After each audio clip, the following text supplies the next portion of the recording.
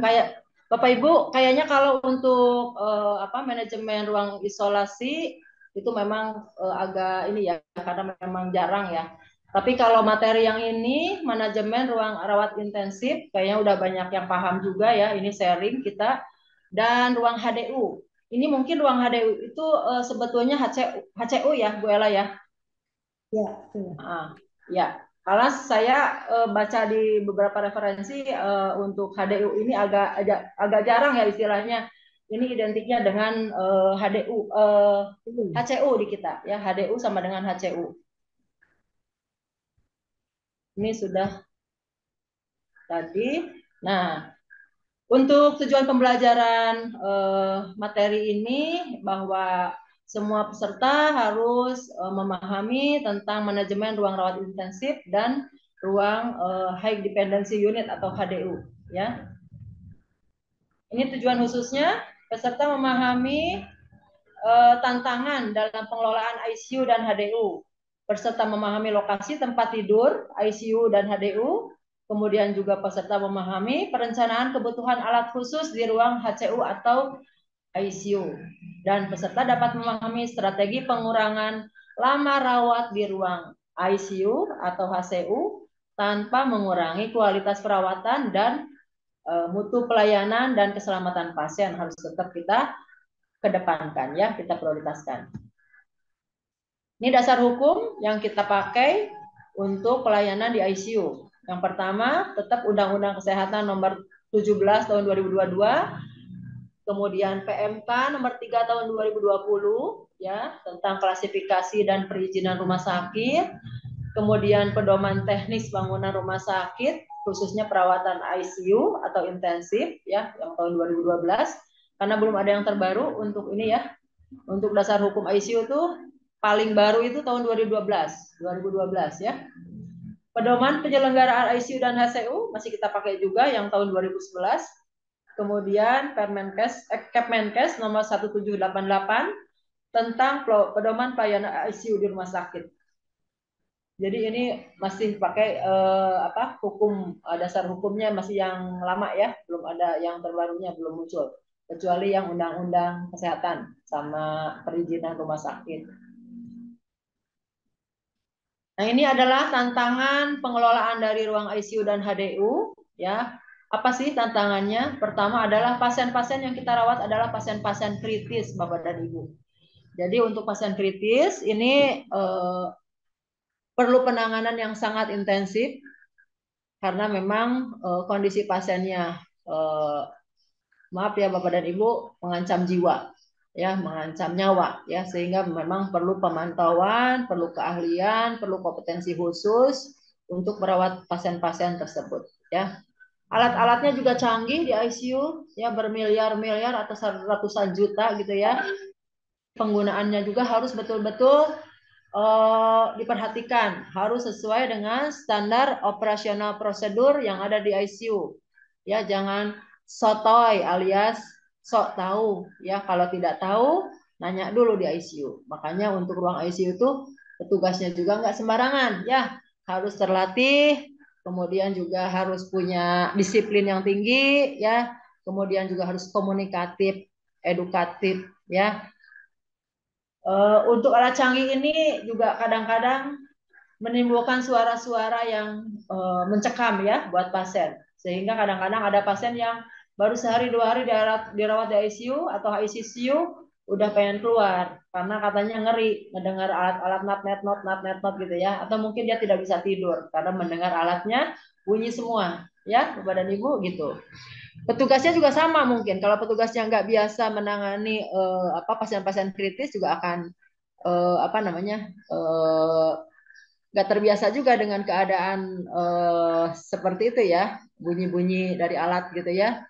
Karena bentar-bentar mungkin alatnya bunyi, ada yang nggak jalan gitu ya, ada juga yang mungkin rusak gitu ya, sehingga bunyi-bunyi yang ada di ruang ICU itu memang mengganggu ya. Kemudian suasana kerjanya sibuk di ICU ya. Karena apa? Karena memang pasien-pasien yang dirawat adalah pasien-pasien kritis yang total care. Semuanya dibantu oleh petugas ya. Makanya dari pagi mungkin sampai sore kalau yang dinas pagi itu nggak berhenti ya. Apalagi kalau ada pasien yang kode biru, ada pasien-pasien yang jelek gitu ya. Jadi betul-betul harus diobservasi ketat. Udah gitu kalau di ICU banyak tenaganya ya. Jadi DPJP, mungkin nutrisionis, mungkin fisioterapi, kadang ada konsulen gitu ya. Jadi suasananya cukup sibuk di ICU ya. Kemudian juga pencatatan pelaporan di ICU juga memang perlu konsentrasi juga sehingga mungkin ada yang mencatat. Kalau sekarang kayaknya di IRM ya. Kalau dulu masih kita di depan pasien, kalau sekarang kayaknya semua udah pakai IRM ya.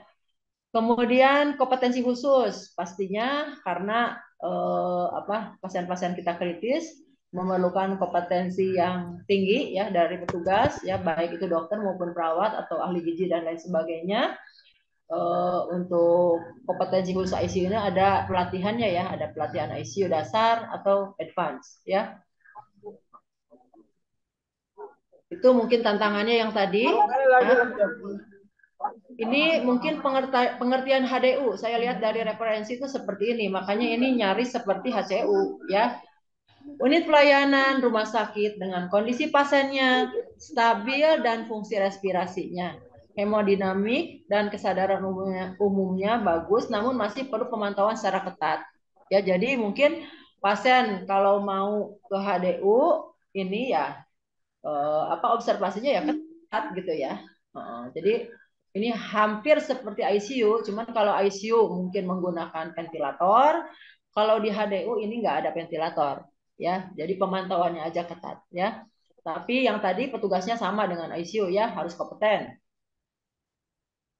Nah, untuk kedudukan HCU, kalau kita lihat untuk rumah sakit tipe D dan C, ya, ini kalau belum punya ICU, ya HDU dulu gitu ya. Tapi kalau memang sudah ada punya ICU, berarti itu rumah sakitnya sudah ke tipe B dan tipe A. Ya, HCU ini di bawah IGD Bapak Ibu kalau ada di rumah sakit tipe D atau tipe C. Ya, tapi mereka belum punya ICU, jadi baru punya HCU gitu ya. Berarti mereka belum punya ventilator tuh ya. Terus kalau untuk di rumah sakit tipe A atau tipe B, ini HCU ada di bawah ICU, ya. Seperti itu. Ini falsafah dari ruang HDU atau HCU ya. Falsafahnya bahwa pelayanan HCU tujuan dan orientasinya untuk secara optimal memperbaiki kondisi kesehatan pasien dengan mendayagunakan SDM yang kompeten ya. Tadi kita terus-terusan mengulang-ulang bahwa ini tugasnya harus kompeten ya. Dan profesional dengan peralatan dan obat-obatan juga yang profesional penggunaannya ya. Penyelenggaraan HCU disesuaikan dengan kemampuan SDM, sarana prasarana yang ada di rumah sakit. Ya seperti tadi, HCU mungkin sama dengan HDU. Ini kalau rumah sakit belum punya ICU, pasti punya HCU dulu deh, gitu kan. Nah, jadi sarana prasarana rumah sakit tipe D sama tipe C ya. Mudah-mudahan kita semua udah ada ya yang tipe D sama tipe C untuk HCU atau HDU ini. Kemudian SDM-nya juga, kalau karena ini rumah sakit tipe C atau tipe ya nasi goreng sosis, tapi pakai telur juga dicampur. ya, kalau saya bakso aja deh, biar seger. Kenapa? Bu Ella, kita bakso aja Bu Ella. Itu saja. Iya, terima kasih Mbak. Udah dipesenin ya makanannya ya. Masih kedengaran Bu Ella? Halo Bu Ella. Oh, masih terdengar. Ya, terima kasih ya udah dipesenin makanan siangnya kayaknya itu Bu. Nanti di Gojek ke Sumedang ya, Bu. Ya, kirim ke Sumedang ya. Ya, lanjut ya. Nah, ya. Untuk pemantauan HDU ini memang pemantauannya ketat juga ya, sama dengan ICU ya. Kemudian tingkat ketergantungan pasiennya juga memang tinggi. Ya, ini total care ya, pasien-pasien yang kita rawat di sini. Kemudian fungsi pernapasan dan sirkulasi ini perlu kita pantau minimal 4 jam. Oksigenasi harus standby ya, oximeter pastinya dengan alat ya, oximeter itu. Kemudian keseimbangan cairan dan elektrolit ya. Ini minimal 8 jam juga. Jangan sampai nanti apa namanya? Kehabisan infusan misalnya ya. Lo kayak di jangan sampai pemantauannya kurang ketat gitu ya. Sampai infusan kehabisan katanya gitu ya. Sampai darahnya naik dan lain sebagainya. Jadi betul-betul ini harus dipantau kalaupun bukan ICU ya. Nah, ini untuk alur pasien dari HDU atau HCU. Pasien baru ya, kalau gawat ya berarti masuk ke IGD ya. Kalau nggak gawat ya masuk ke poliklinik ya. Kemudian pasien masuk ke rawat inap dengan apa? Koordinasi dengan HCU. Nanti kita lihat lagi keadaan pasiennya apakah perlu perawatan rawat inap saja atau HCU saja atau bahkan harus ke ICU ya. Kalau pasien udah sangat jelek ya atau tidak ada harapan hidup ya mungkin pasiennya itu meninggal atau mungkin kalau ada pasien-pasien yang memang perlu penanganan dari pembedahan ya kita masuk ke ruang operasi ya seperti itu Bapak dan Ibu. Ini indikasi pasien yang masuk ke HDU ya. Pasien masuk HDU adalah pasien dengan gagal organ tunggal yang berisiko terjadinya komplikasi. Ya, pasien dengan gagal organ tunggal yang berisiko terjadinya komplikasi. Misalnya pasien-pasien dengan gangguan gagal ginjal. Ya. Kemudian pasien yang memerlukan perawatan preoperatif. Ya, bisa ke HDU. Ya. Kemudian pasien-pasien yang keluar dari HDU adalah pasien yang sudah stabil, tidak lagi perlu perawatan secara ketat, dan mungkin pasien yang memburuk keadaannya sehingga harus dipindahkan dari HDU ke ICU. Ya. Nah, kemudian ada pasien-pasien juga yang tidak perlu masuk HDU, ya, yaitu pasien apa? Yaitu pasien yang terminal. Kalau pasien terminal kan udah nggak ada harapan hidup gitu ya, untuk apa masuk HDU, ya kan? Kemudian pasien-pasien yang menolak dirawat di HDU. Kalau menolak, yang penting mereka tanda tangan aja inform consent ya, bahwa kita sudah menyarankan untuk masuk HDU, tapi pasien yang menolak itu harus wajib tanda tangan di inform consent, pasien menolak perawatan HDU. SDM di ruang HDU ya, koordinatornya pastinya dokter spesialis dengan pelatihan dasar ICU. Ya, jadi hampir sama juga dengan ICU ya untuk kompetensinya. Kemudian anggotanya adalah dokter spesialis atau dokter umum yang sudah pelatihan BLS, Basic Life Support ya. Kemudian perawatnya juga sudah terlatih BLS dan penggunaan monitor, operasional monitor ya. Nah, ini sarana prasarana untuk di HDU. Kita lihat lokasi HDU harusnya ada di mana. Ini ada 3 kategori Bapak dan Ibu. Ya. Untuk HDU yang terintegrasi ini bergabung dengan ICU. Jadi kalau HDU integrate berarti bergabung dengan ICU. Kalau HDU paralel itu bersebelahan dengan ICU. Ya. Kemudian kalau HDU separated ini terpisah dengan ICU atau juga ada di beberapa ruangan yang memang beda area klinisnya, misalnya ada di bedah, ada di anak, kemudian ada di kebidanan gitu ya, masing-masing area klinis punya HDU ya, terpisah-pisah gitu.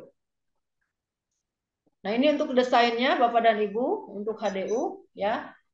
Luas area satu tempat tidur adalah 3 kali 3 meter. Ya. Pasti harus ada AC ya, harus ada AC karena kan mungkin ruang HDU ini kan terisolasi juga, maksudnya bukan terisolasi kayak yang tadi, maksudnya ruangan ini jadi satu ruangan di dalam gitu yang memang kalau nggak ada AC-nya akan pengap kan gitu ya. Jadi harus punya AC karena memang di sini ruangan perawatan yang intensif juga ya, semi intensif. Kemudian ventilasinya harus baik, harus menggunakan exhaust fan ya. untuk menyedot udara yang ada di dalam keluar ya supaya tidak pengap, tidak bau ya. Kemudian cahayanya juga harus cukup ya walaupun mungkin dengan lampu ya bukan cahaya matahari gitu ya karena memang kadang-kadang ruangan-ruangan terbatas, bangunannya tinggi, tingkat tinggi ya bertingkat, jadi mungkin tidak semua ruangan ada sinar matahari masuk gitu ya. Jadi menggunakan cahaya yang dari listrik. Kemudian lantainya bersih. Semua ruang perawatan itu wajib lantainya bersih dan sesuai kaidah-kaidah yang tadi ya. Sumber energi listrik cadangan harus ada. Ya, jadi ketika ada padam listrik dari PLN, maka kita harus punya genset ya, punya energi cadangan ya. Kemudian luas ruangan harus sesuai dengan kebutuhan ya. Tempat tidurnya juga sesuai kebutuhan. Jadi kalau kita mau membangun suatu ruangan kan ada itunya ya, ada kajiannya ya. Kita perlu berapa nih, berapa bed nih? Karena ada juga aturan dari pemerintah untuk ruangan HCU sama ICU berapa persennya nanti kita lihat ya. Kemudian harus punya oksigen sentral karena kalau di ruangan ini tidak ada oksigen sentral, petugas akan kelelahan. Apalagi misalnya nggak punya pekarya, nggak punya POS pembantu orang sakit. Jadi semua dikerjakan oleh perawat misalnya. Nanti kalau harus dorong-dorong tabung oksigen besar kan lumayan ya, menguras tenaga banget gitu ya, tenaga dan nyeri cangkeng ya, alias sakit pinggang ya Bapak dan Ibu. Kemudian harus ada wastafel. Wastafel suatu hal yang wajib di satu ruangan perawatan karena untuk tadi awal universal precaution ya kita harus rajin-rajin cuci tangan 5 momen 6 langkah ya. Wastafel juga harus dilengkapi ya Bapak Ibu, ada tisu, ada sabun, kemudian ada tempat sampah. Ya, kalau cuma wastafel doang, ada air doang juga nggak terlalu ngaruh ya karena fungsi utamanya nggak ada ya untuk kebersihan tangan. Nah ini beberapa alat-alat yang harus ada di ruang HDU ya. Monitor pasti harus ada, Kemudian laryngoscope ya, kemudian defibrilator ya, suction, stretcher, pastinya kalau untuk mobilisasi pasien menggunakan stretcher atau kursi roda. Dan syring pump ya untuk pemberian obat-obatan, kemudian infus pump untuk cairan. Jadi obat-obatan yang ada di ruang HDU ini seperti ini. Hampir sama dengan ICU, cuma kalau ICU punya ventilator, kalau HDU nggak punya ventilator ya. Kualitasnya apa yang kita lihat? Pertama ya, mutu dan keselamatan pasien. Ini kalau di ruang rawat inap kan mungkin banyak banget ya, ada mungkin sekitar 30 atau 60 ya indikator mutu pelayanan rawat inap. Nah, ini kita ambil yang penting-pentingnya saja Bapak dan Ibu ya untuk yang ada di HDU ini. Sequential organ failure assessment ya. Ini juga belum kita ini ya karena jarang dipakai juga ini. Ini dipakainya di luar ya. Jadi kalau di kita mah jarang dipakai. Kemudian SAPS, Simple Acute Physiology Score. Juga ini juga jarang kita pakai. Jumlah pasien yang pindah dari ICU ya. Bukan pindah dari ICU kata. Maaf, pasien yang dari HDU pindah ke ICU ya.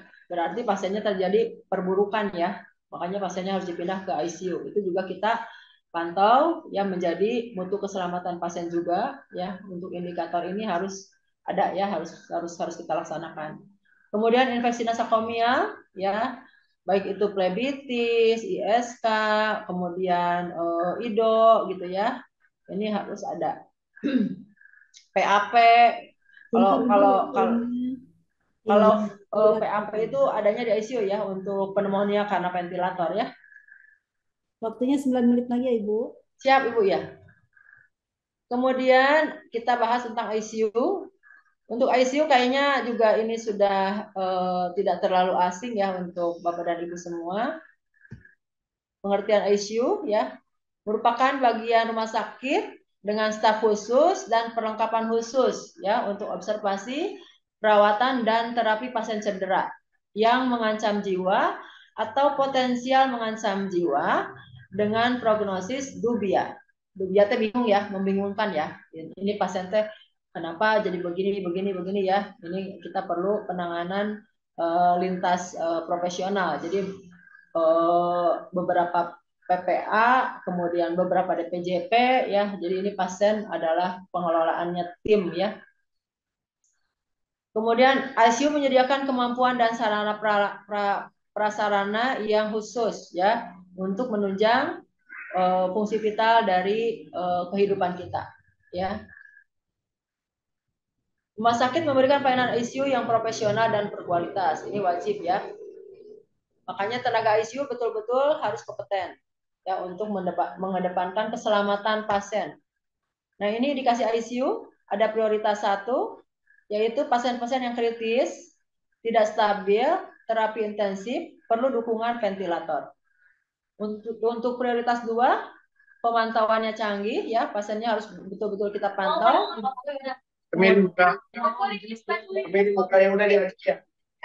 Kemudian pemantauan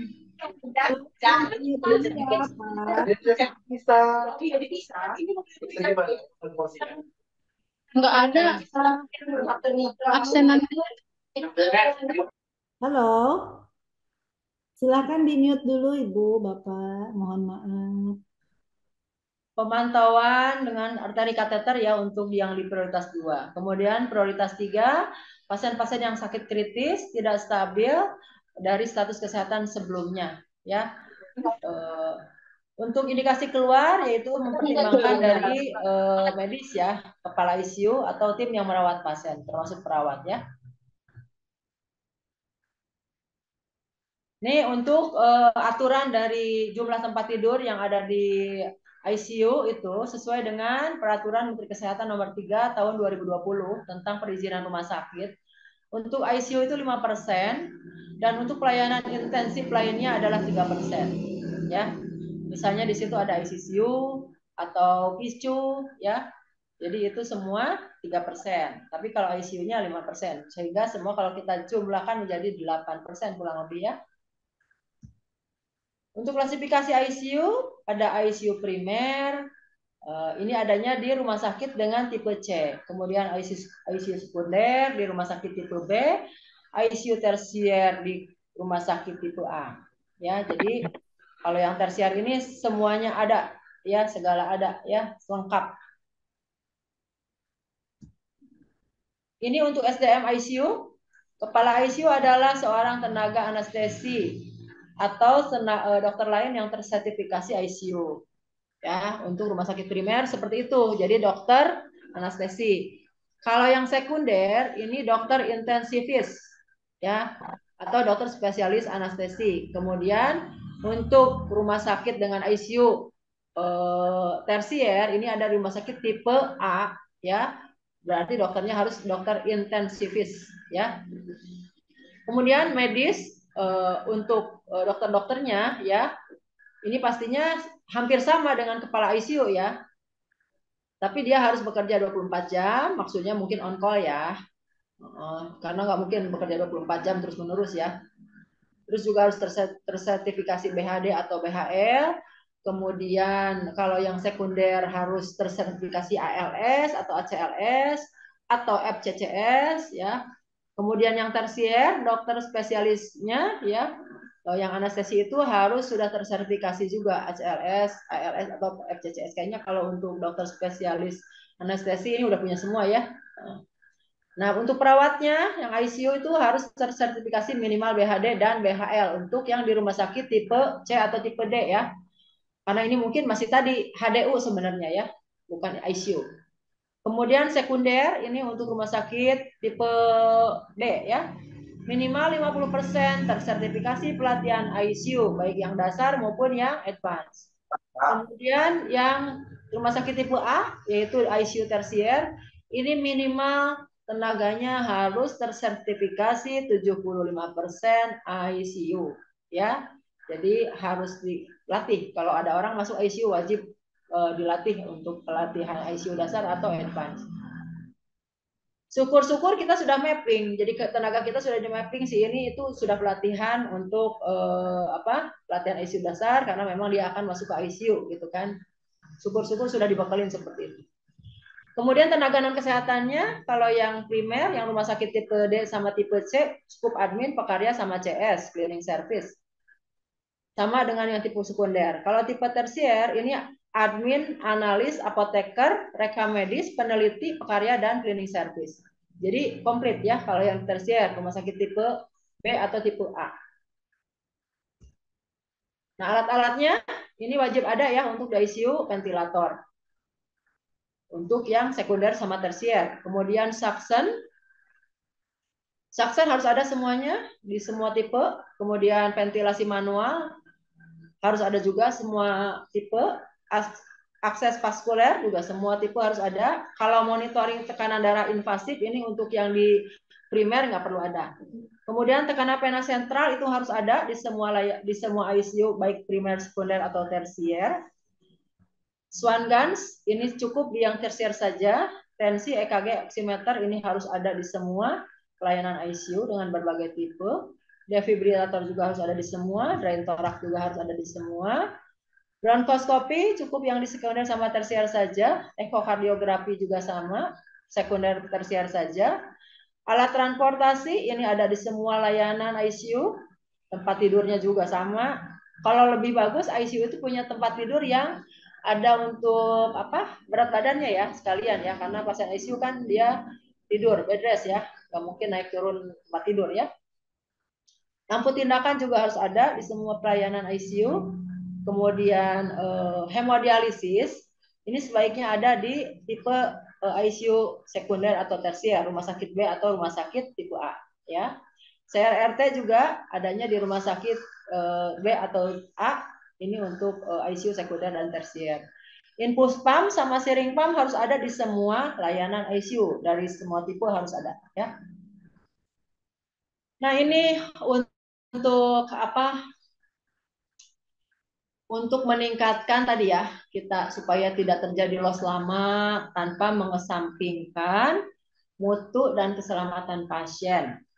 Apa strategi yang harus kita gunakan ya untuk mengurangi lama rawat yang ada di ICU maupun di HCU ya.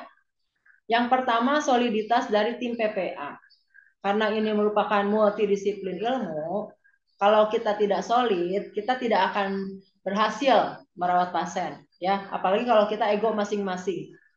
Ya, misalnya saya nih DPJP, saya yang berkuasa gitu kan. Saya nih nutrisionis, pasiennya ini DM. Jadi saya lebih dominan nih gitu. Nggak seperti itu ya. Jadi kita semua harus solid. Kemudian kepatuhan terhadap clinical pathway. Ini tadi yang dibahas oleh Bu Roro. Ya, semua PPA harus memahami tentang ICP. Ya, clinical pathway harus dipahami oleh semua PPA karena harus tahu pasien yang kita rawat itu berapa sih lama rawatnya. Jangan sampai biarin aja. Misalnya pasien TBC nih ya, yang banyak di tempat saya. Pasien TBC itu kita rawat kurang lebih 5 sampai 7 hari, kecuali ada penyakit lain ya yang memberatkan. Nah, ketika pasien yang TBC ini kita rawat 10 atau 2 minggu misalnya ya, itu kan berarti akan menambah loss-nya. Otomatis kan untuk, maaf ya, seperti levelnya juga dipertanyakan, kemudian nanti klaim biayanya juga sama, sehingga kalau tidak dipatuhi clinical pathway-nya, ya obat-obat yang digunakannya apa, lab-nya apa, itu kan juga berpengaruh ya terhadap mutu pelayanan kita. Jadi semua harus patuh dengan clinical pathway. Kemudian kepatuhan discharge planning, ya. Discharge planning harus kita upayakan 1 hari menjelang pasien itu pulang. Harus kita informasikan dan kita koordinasikan ke semua PPA agar semua PPA menyiapkan pasien tersebut pulang besok misalnya, ya. Jadi ketika besok pagi itu pasien sudah siap dengan administrasi yang ada di ruangan tersebut. Ya, jadi pagi-pagi sudah mengurus administrasi, siangnya pulang. Itu yang ideal ya. Tapi mungkin ada beberapa kendala nanti itu menjadi PR kita semua ya. Mungkin di beberapa rumah sakit ada kendala terkait kepatuhan discharge planning ini. Itu merupakan tugas kita semua bahwa discharge planning ini harus menjadi prioritas karena sekarang kan pemantauan dari BPJS juga ketat ya. Nanti pembayarannya berapa, diklaimnya berapa gitu kan, itu juga harus kita perhitungan untuk kendali mutu dan kendali biaya ya. Kemudian koordinasi multidisiplin tim. Jadi mungkin untuk pasien-pasien yang loss-nya tinggi, harus kita koordinasikan melalui multidisiplin tim. Jadi kita ada diskusi khusus tentang pasien ini. Kita bahas tentang pasien ini, ya. Kenapa pasien ini dirawat trauma? Apakah pasien ini perlu kita rujuk ke tempat yang lebih tinggi, lebih lengkap, ya, fasilitas rumah sakitnya, atau mau di tempat kita saja, atau mau gimana, ya? Atau kita mau apa namanya palliative care misalnya, ya, seperti itu. Kemudian audit medis yang berkala. Jadi audit medis itu diakreditasi minimal dilakukan sekali setahun, ya. Tapi kalau 2 atau 4 kali setahun itu lebih bagus, ya, karena mungkin pengendaliannya juga akan lebih bagus, ya. Untuk tadi audit medis biasanya seputar kepatuhan clinical pathway. Jadi akan nyambung nanti kepatuhan clinical pathway dengan audit medis. Dan ini akan meningkatkan mutu pelayanan, mutu perawatan, mutu keselamatan pasien, ya. Nah, itu mungkin beberapa strategi untuk mengurangi lama rawat pasien yang kita rawat, baik di ICU maupun di HCU. Ini terakhir mungkin dari saya, kita harus tetap melakukan perawatan semaksimal mungkin, baik pasien HCU maupun ICU, karena walaupun bagaimana kita adalah penolong bagi mereka, ya, perawat, dokter, PPA yang lain adalah penolong bagi mereka. Mereka sangat mengharapkan kehandalan kita, kompetensi kita, respon kita, ya, caring kita terhadap mereka, ya. Kita harus tetap menjalankan tugas dengan baik, ya, komunikasi yang baik dengan pasien, ya. Walaupun mereka ada di ICU yang memang keadaan mereka juga sudah jelek, koma atau bagaimana, ya, kita tetap harus bisa berkomunikasi dengan mereka. Karena walaupun mereka yang di ICU itu banyak yang pasien koma, tapi mereka mendengar apa yang kita bicarakan, mendengar apa yang kita katakan. Ini mungkin salah satunya kata-kata seperti ini. Bapak semoga lekas sembuh, ya. Ya, Bapak adalah orang yang kuat dan aku yakin Bapak pasti cepat sehat. Bapak pasti cepat pulih lagi. Bapak pasti cepat pulang ke rumah, berkumpul lagi dengan keluarga tercinta. Ya. Itu mungkin, ya, beberapa hal yang kita bahas, dan terakhir adalah kita semua harus semangat dimanapun kita ditugaskan, mau di ruang rawat inap biasa atau ICU atau HCU, karena merupakan amanah buat kita semua ketika kita menjadi pelayan masyarakat, pengabdi negara, abdi negara, pelayan masyarakat, memberikan service excellent, kepuasan terhadap pelanggan.